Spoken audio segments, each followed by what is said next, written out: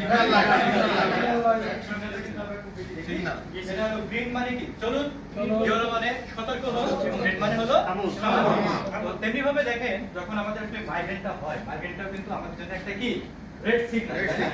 Migraine হলো আমাদের জন্য একটা রেড সিগন্যাল, যখন আমাদের ব্রেইনের এবং নার্ভাস সিস্টেমগুলো ঠিকঠাকভাবে কাজ করে না। যার কারণে কি হয়, যার কারণে কিন্তু পেশেন্টের সমস্ত দিনের কাজকাম কিন্তু স্থবির হয়ে যায়, তাই না?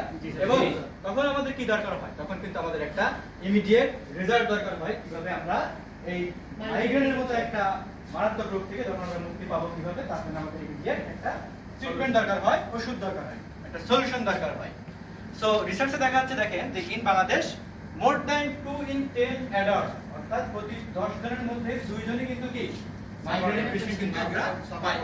So for them even a normal day can suddenly come to hurt, অর্থাৎ তাদের জন্য কি হয় দেখেন যে সমস্ত দিনটাই কিন্তু একবারে স্থবির হয়ে যায়। তাহলে এখন আমরা দেখি যে সিরিয়াস কন্ডিশন আমরা বললাম মাইগ্রেন।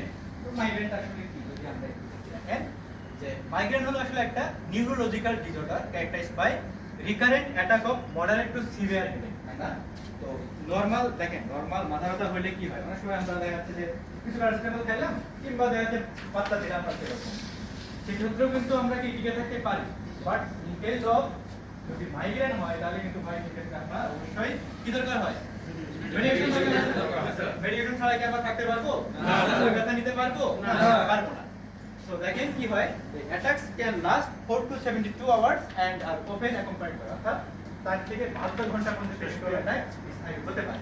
কি কি কন্ডিশন হয়, নশিয়া এন্ড ভমিটিং হয়, তারপরে কি হয় সেনসিটিভ টু লাইট, যেটা আপনারা জানেন যে আমরা কি বলি ফটোফোবিয়া, তাই না? ফটোফোবিয়া।